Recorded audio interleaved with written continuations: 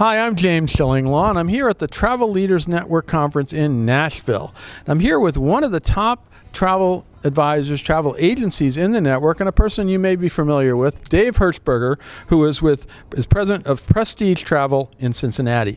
Now, Dave, of course, was the past chair of ASTA a few years back, and we're going to talk about that. But we're really here to talk about why he's one of the top agencies in the Travel Leaders Network. And we're going to find out the reasons why on Insider Travel Report. Dave, first of all, it's great to see you. We've been hanging out together now for about 2 weeks, and from between that, like nonstop, across countries. Where are you going next week? I'm not going anywhere. You can come with me. I'm going. I couldn't keep up with your travel schedule, James. There's no way. Well, you can always try. I think the next trip's a little more fun. We'll see what happens. Where are you going? Where am I going next week? That's a good question. I think I am going to New Zealand. That is a lot more fun. I think I could come. Okay. All right. Well, we'll work on it. We'll work on it. I know we'll talk to our folks down here who's like that. But anyway, we're going to keep traveling together. But right now we're going to talk about your agency and talk a little bit about the history of your agency, if you could. Sure. My dad was kind of in between careers back in the early 70s. And my grandfather said to him, you ought to start a travel agency. Travel's going to boom over the next decades. And like an idiot, my dad did that, grew it from scratch. And I worked with him for about 8 years, and then he retired. And so it was actually a really cool experience. He started from bare bones, and then I got to work with him, which was kind of cool. Yeah, that's really cool. It worked with your dad, and that worked out okay, right? It worked out okay, yeah. We pretty much saw eye to eye on a lot of things, and he was open to new ideas, and so it was a good experience. And so when did you take it over? 1989. Wow. And I worked with my sister is still involved, semi-retired, and I worked with a brother in the business for several years. He passed away about 7 or 8 years ago, and since then it's pretty much been me. And my sister is part of it, but she's kind of likes that retirement venue, she's kind of into that. Yeah, so she's there, and it's great. Still family-run business. Yeah. It's great. Yeah, anybody succeed you or? Not yet. I'm working on it. One of my youngest daughter worked with us for a couple years before COVID, and she was awesome. Yeah. And then she said, "Dad, I just don't think travel's what I want to do." And I'm like, oh man.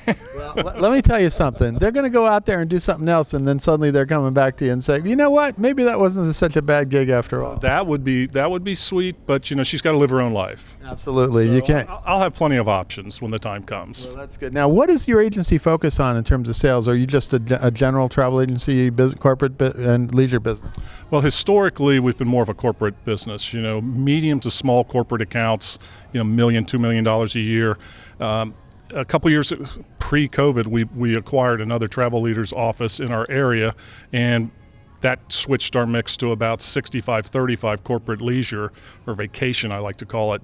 And so we're still corporate is the emphasis, but I have to tell everybody, corporate pays the bills, but the vacation side is the fun part. Absolutely, and I know you've been on. We talked earlier. You were on an Antarctic cruise this past year. Yeah. You've done a lot of fun stuff like that. Now, what do sales look like overall for 23 for your agency? It's insane, James. It's insane. 19 was our biggest year ever, and we're 35% ahead of 19. 35% ahead. Wow. Same amount of staff, which I know is not sustainable. We're trying to get some new blood in the business, get some experience in, but I don't see that ending anytime soon. At least probably through 23. I think we're going to see a real strong 23. And any indication about 24 look like? Unless there's some, if a recession comes like there's talk about, and it's a serious recession, that could change it. But I think 24 is going to be really strong too. Wow. After that, who knows? Yeah, so I was talking to John Lovell, who heads up Travel Leaders Group here, and he said this is the best of times, ironically, so soon after COVID, that we've emerged, and we are better than ever.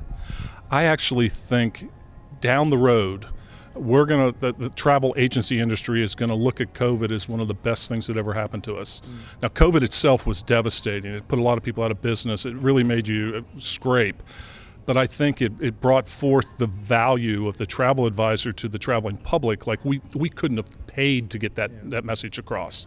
So I think it's we're in the heyday. These are the good old days.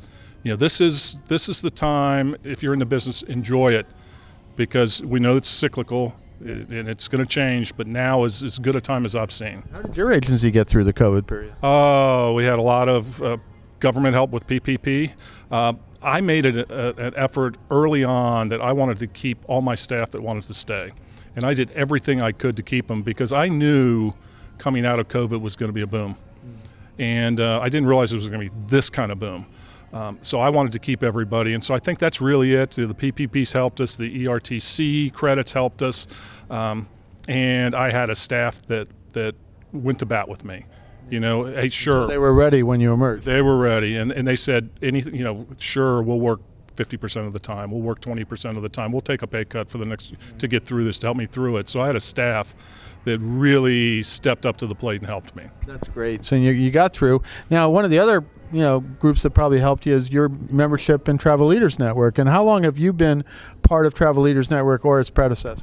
So we joined, I think, Carlson in 2005, so 3 years before the spinoff to Travel Leaders. And so that's, I don't know what that is, 17 years now? That's amazing. Jeez, it's crazy how time flies. No, so you've been a part of it. Now, what are the programs that Travel Leaders Network has that really have helped your travel agency? Oh, there are so many, James. There really is. I think the more you take advantage of the programs, the better off you're going to be.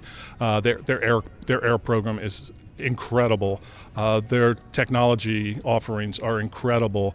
The travel, the agent profiler is... Yeah, that's the new one where they have the website at travelleaders.com, and you can have all your travel advisors up there, right? And we are getting so many qualified leads from that. Big sales. First-time customers. That's great, and it is a good program, and more of the Travel Leaders agents should take advantage of that, I think. It's crazy not to. Yeah. It's just, I mean, our problem now is we have to actually toggle it off every now and then because we're getting so many good leads. Really? Yeah. So what do you think has helped turn you into one of the top Travel Leaders Network agencies? Well, I've always felt that if you're part of an organization, be part of it. Don't dip your toe in, jump in.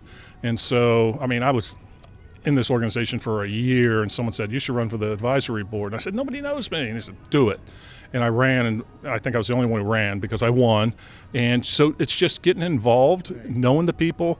I come to all the events, and it's not to learn. It is to learn, but it's really to reconnect with fellow associates, TLN staff, suppliers. It's to connect with them because it's a lot easier to do business with someone you know and like. Absolutely. Yeah. And so you have part of the group and everything like. And another group that you have been very involved with, of course, because you served as chair, is the American Society of Travel Advisors, ASTA. And in fact, we were talking, I thought you were 2 years. You said you were 3 years chair of ASTA. I was. We put the elections on hold in 2020 because ASTA was just trying to stay alive at that point. The last thing they needed to do was have elections. Right. So I got the privilege, and it was a privilege to be chairman for 3 years of that organization. Now, what was the value of your experience doing that? Oh, it is so much. Number one, I feel for those people that have been fortunate and successful in business, you have to give back. It's pay it forward, pay it back. And that was really why I got involved in the national level with ASTA. It's like, okay, what can I do to help this industry? But I was so much more rewarded than anything I could give to anybody else. It was the people. The ASTA staff is the most incredible staff you will ever want to meet. And the people I got to meet and have dinner with and go to congressmen's offices with is invaluable. Well, it really was I'm sure it was a great experience. But how did it affect your agency when you had to take all that time off during the 3 years? Well, I always joke with my staff because the biggest sales days we have are when I'm gone. So they wanted you out of the building. So, I'm not a booking agent, so I kind of, no, I think it helped us because it raised our profile within the industry to vendors and everybody else. And so I think it was a real benefit to my company. No, that works. And then, of course, the other question is, what's been the value of being part of Travel Leaders? Oh, I mean, let's just take the financial benefits out of it. Okay. I mean, I make 10, 15, 20 times more in revenue coming back than what I pay to Travel Leaders. So right off the bat, financially, it's a no-brainer. But the quality of the people, I've had some travel opportunities with this group. I mean, to have dinner with Roger Block and people like that and get to know them really well, and the other associates, it's invaluable. So what would you tell other travel advisors about membership at Travel Leaders? Well, certainly I would say look at Travel Leaders. I think it's a great organization, especially if you have a significant part of your business that's corporate. There's not a lot of other consortia that concentrate on corporate.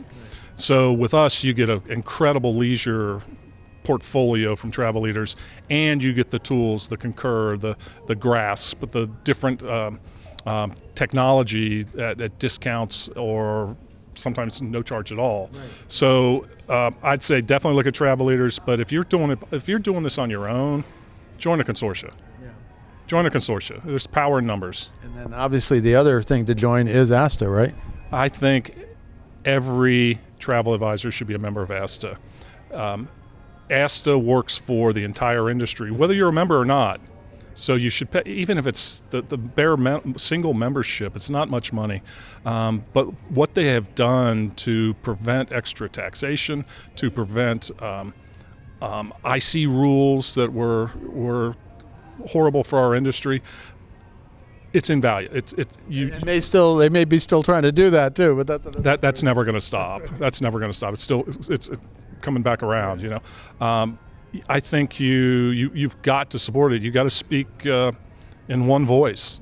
And the only way to do that is through an organization like ASTA. It's the only trade organization that our industry really has.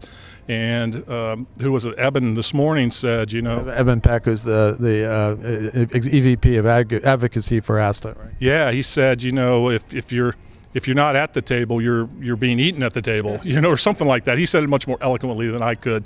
But you have to speak in numbers, and Congress people will listen to you when they have constituents at their table. And of course, ASTA had a large role in getting all those PPP, ERTC, all these different programs that let I think when we were talking about the beginning of the pandemic, there was some estimate that 5% of travel agencies could go away because there was no business, there was no money coming in the table, and then you got all these programs to help you get through it, and everybody got through it, and now what we are now? We're looking at the best years ever, mostly for travel agencies. Right. Absolutely. Without ASTA's help, my company would not be around today. We would not have made it through COVID without ASTA's help. Well, Dave, congratulations on being sort of really recognized as one of the top travel agencies here at Travel Leaders Network. It's always great to see you here. Great to see you at ASTA. Hopefully we'll see you at, used to see you in the fall at ASTA. Now we got... they keep moving it around. They keep moving around. I don't know, but now we get to see each other a couple times a year, and hopefully more in the future. Again, thanks very much for taking the time to speak with us about your agency, about your experience. Great. Thanks so much, James. Keep doing what you're doing. I'm James Shillinglaw, and this is Insider Travel Report.